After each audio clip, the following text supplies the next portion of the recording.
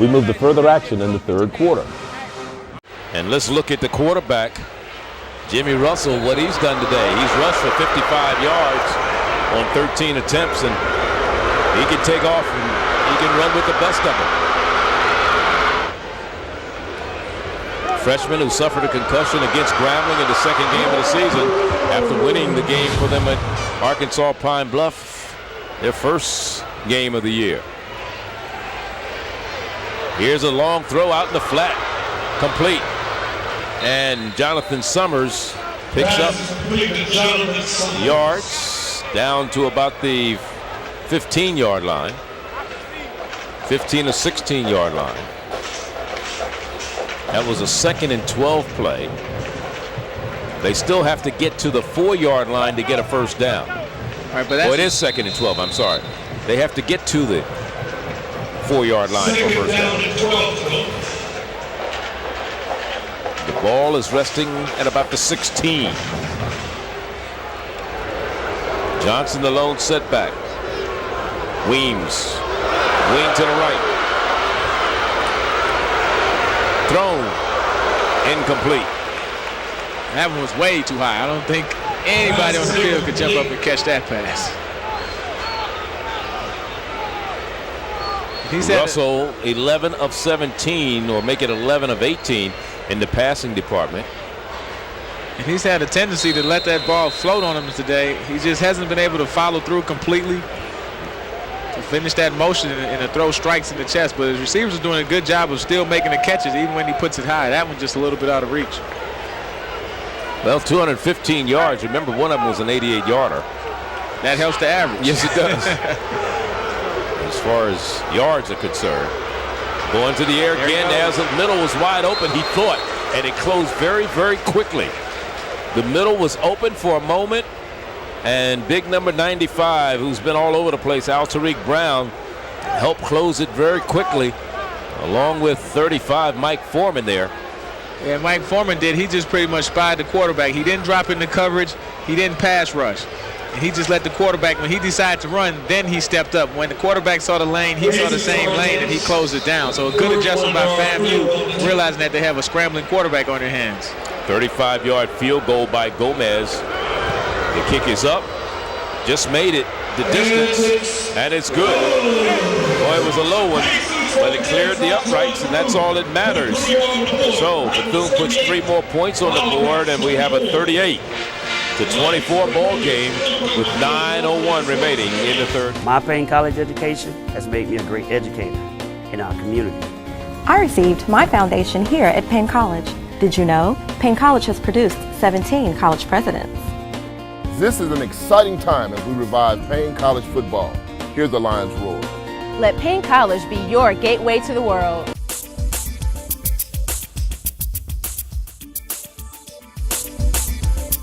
HBCUX Network.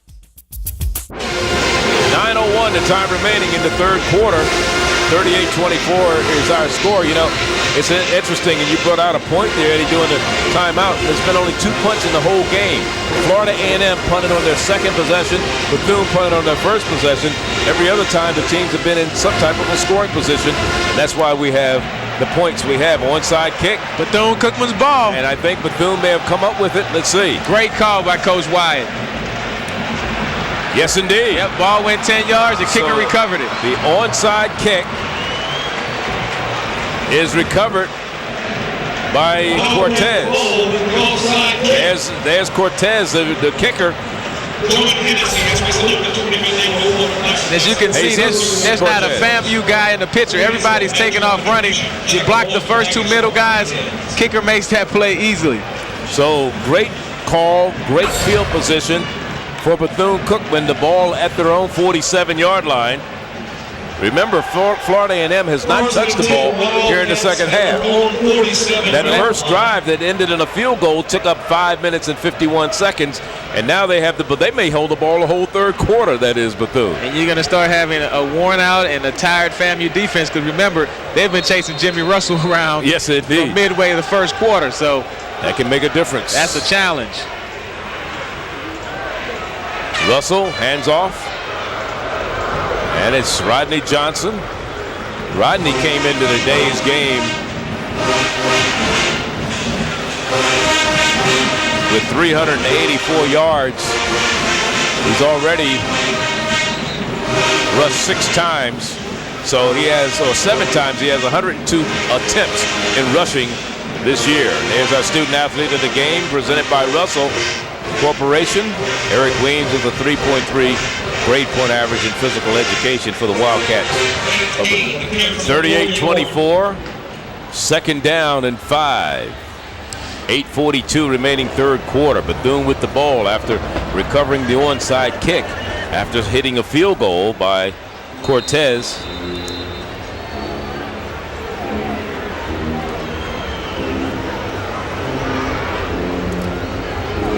Here's Jimmy Russell. Weems at the 40. Weems down at the 34-yard line. On the reception, 1st and 10. Bethune-Cookman College. And Eric Weems picks up another reception on the night. For him, his 7th of the day. Remember, Weems had the big game last year, of course, scoring that game winner against FAMU. And he's really heating up second and third quarter. That's a good ball by Jimmy Russell right there. He follows through with the throw, throws it in the chest, not a high pass as he's been doing earlier in the game. You know, Bethune went to the NCAA tournament last year, the NCAA 1AA playoffs, as a at-large team, and he caught 11 passes in that game against Florida Atlantic for 124 yards. Wow.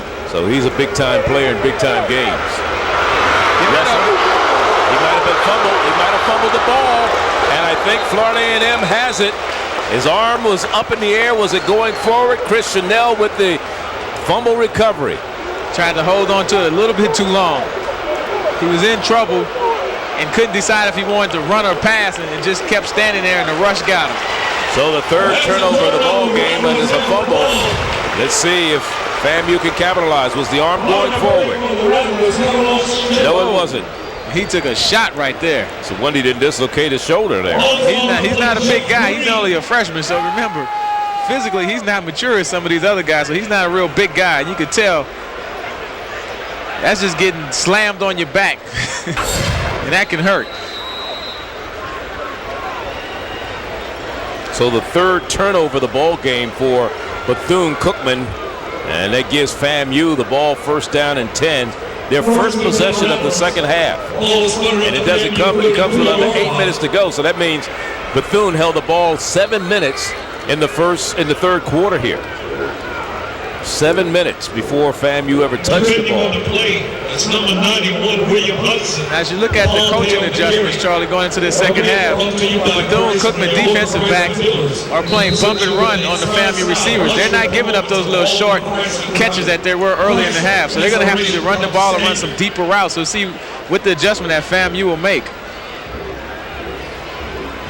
Slow sprint out to the left, pass down the sideline, incomplete. Good defense on the play. Good defense. Kyle Herbert. Herbert has a touchdown on the kickoff return, 95 yards.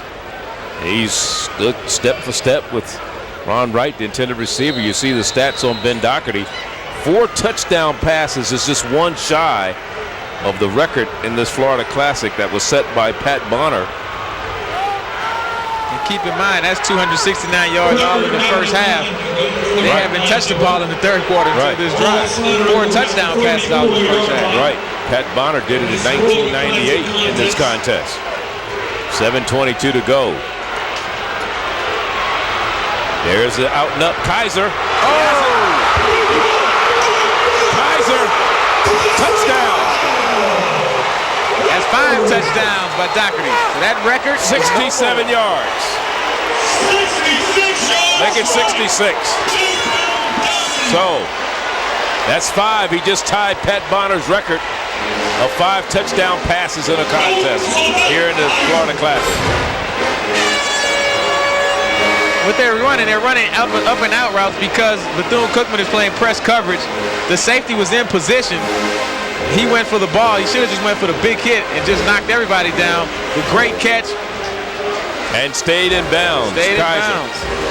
And what's more important, that's the second long one to Kaiser today. The first one was a 53-yarder to Kaiser early in the contest, and then this was 66 to Kaiser. So Kaiser with 2 big catches. He had a 72-yard reception against Virginia Union, so he's used to stretching them out. First one, of course, he wasn't covered. There was a blown coverage, but on this one, he earned this one. It was a great throw, great catch. He stayed in bounds. He was right on the edge, and he was able to make it into the end zone. So here we go for the adventure of the day, the point after touchdown, Wesley Taylor for Florida A&M, trying to stretch the lead to 45-24.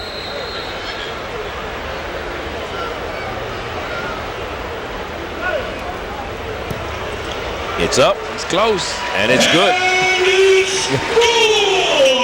So 45-24, 79 points between the two teams. 3 plays, 67 yards. PAT is good. 5:52 remaining. Third quarter. 2nd and goal for Bethune. The quarterback on the keeper. Russell, I'll tell you, he's like a magician back there as Green had to make the stop.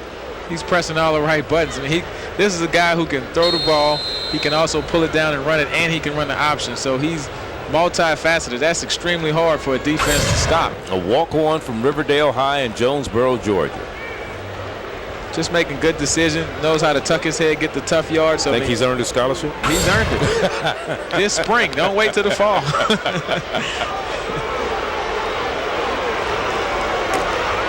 And the pitch. Back to the near side. Touchdown. 6 down. 6 points. Touchdown. And this one goes to Xavier Butler. That is only his 2nd rushing touchdown of the season. But they take it in from 3 yards out. And they pull another step closer. And his play is all Jimmy Russell. Once again, you said he's a magician. He makes the right read. He takes the big hit, but he does pitch and gets the ball out there. And they're able to score easily to Xavier Butler. But trust me, Jimmy Russell paid the price for that touchdown. A 5-play, 77-yard drive. They come right back right after FAMU had scored, and now for the point after touchdown is Cortez. The kick is up. And it is good.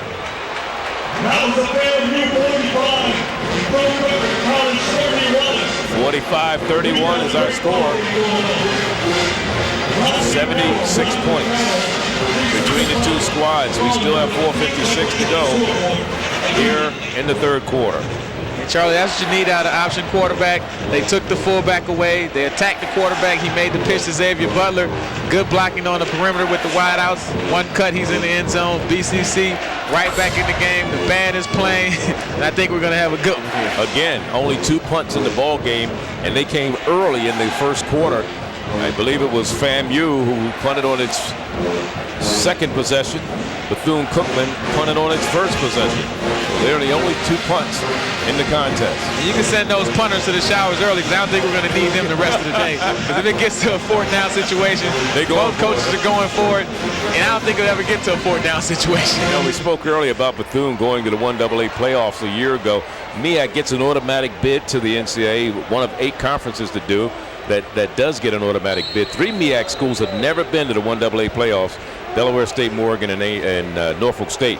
A&T was the last one to win a 1AA playoff game. That was in '99 when they beat Tennessee State. FAMU in that same year beat Appalachian State in the first round. Troy State in the quarterfinals before losing. Oh, did he get it? I don't know. I don't think so. He knocked it out of bounds. Yep.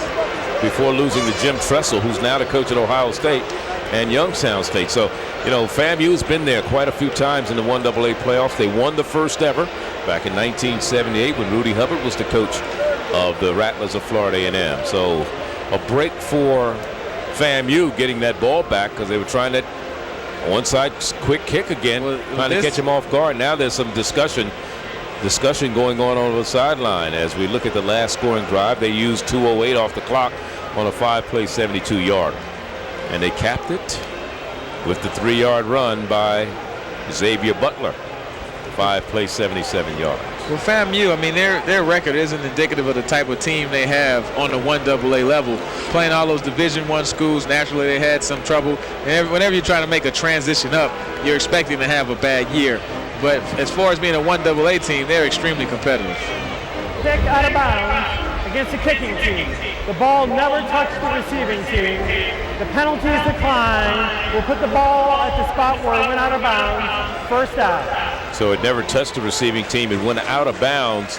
So for that reason, that's the penalty, and they would decline it. They'll just take the ball. Let's look at our Jeep trivia question, including 2002 and 2003. Bethune-Cookman has defeated FAMU back-to-back 3 times. Name the other 2 sets of years. That's a tough one, Charlie. No, it isn't. I'll tell you in a minute. Okay. And here's a handoff. Well, I tell you, it's going to take a true Bethune-Cookman diehard fan to know the answer to that. That was Rashard Pompey. Now, he lost a couple yards there on that play. He had 55 up to that point, which put him 2 spots up in the Rattler all-time career rushing list. Here's Ben Doherty wide open. He has it complete to Morgan, and Morgan out of bounds on the far sideline right at the first down marker. Let's see, he's about a yard shy. It'll be 3rd and 1. 3rd and 1. 9 different receivers have caught passes from Ben Doherty today. And he doesn't show favorites. Here's the answer to the trivia, including 2002 and 3. The other 2 sets of years, we'll give it to you right after this play. Ben Doherty's too fast for us. He's got a full house backfield. Gives it to Sharp. Sharp, plenty of room for the first down. Sharp takes it down to the 36-yard line. Here's they did it in 1973 and 74. They did it again 1979 and 1980. In fact, Bethune-Cookman has beaten FAMU 11 times since 1973 and 8 times since 1978, the start of the Florida Classic. Now in Orlando, they're 2-5. The series started in 1925 and 28th meeting. Here we go. Right down the gut. Touchdown. Touchdown, Pompey. Rashard Pompey. His 6th rushing touchdown this year. And actually that will count as a pass, so that would be the 6th touchdown, a shuffle pass. Well, that was a pass then. That's his first reception of a touchdown this year as a pass play. So they're going to count it as a pass rather than a rush. And that's 6 touchdown passes for Ben Doherty. Man who was shaken up on the play, Vernon Edwards, reserve offensive lineman, backup center for the Wildcats of Bethune. He's back off the field on his own power. And, you know, this is why it's 12th meeting versus Florida A&M, either as a player when he was at Florida A&M or as a coach. He was 0-4 against FAMU as a player. He's 2-5 as a head coach since 1997. He was a player between 1966 and 69 at Bethune. Right now it's 2nd down and 9 for the Wildcats of Bethune. Here's Russell wants to go to the air. Got plenty of room on the right side. Takes off inside the 10. And right at the 10 is where he's knocked down.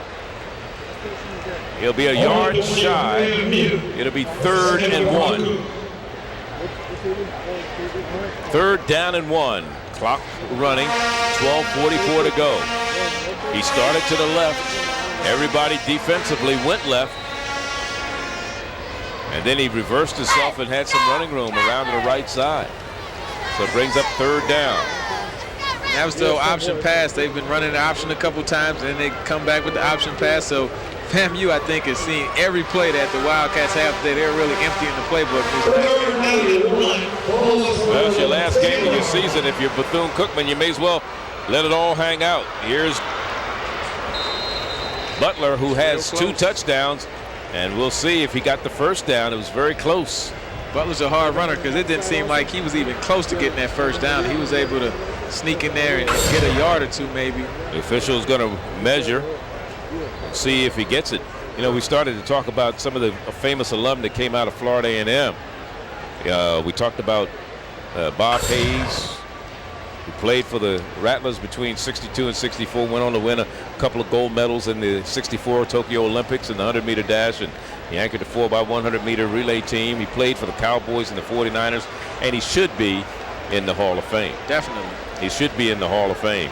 Also, you had Willie Gallimore, school's all-time leading rusher, over 3,500 yards. Quinn Gray, who's quarterbacking the Jacksonville Jaguars. You talk about Earl Holmes, Pittsburgh and the Cleveland Browns, Althea Gibson, Pam Oliver, Andre Dawson, Marquise Grissom, and the mayor of Detroit, Kwame Kilpatrick. Oh, Kwame. Yeah, all former alumni of Florida A&M. FAMU has just done a great job of educating the people of Florida for an extremely long time. Bethune-Cookman College also, a lot of great athletes and just a lot of great citizens who are doing just terrific things on and off the football arena and sports. And don't forget about Jake Gaither, their legendary coach who won 23 SIAC titles between 1945 and 1969. That's domination there. Yes, it is. Fourth down. Bethune going for it. They're 0-1 in this game in fourth down conversions. This will be the second opportunity for them to convert a fourth down situation today. This is the biggest play of the game so far. Down by 14.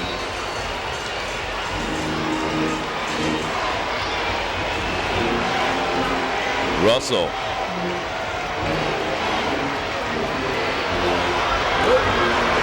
Rodney Johnson looks like he has it with room to spare. First down. That's Rodney Johnson on the carry.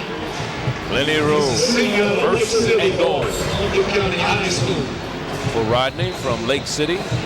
Transferred out here from University of Cincinnati. Good job by Rodney.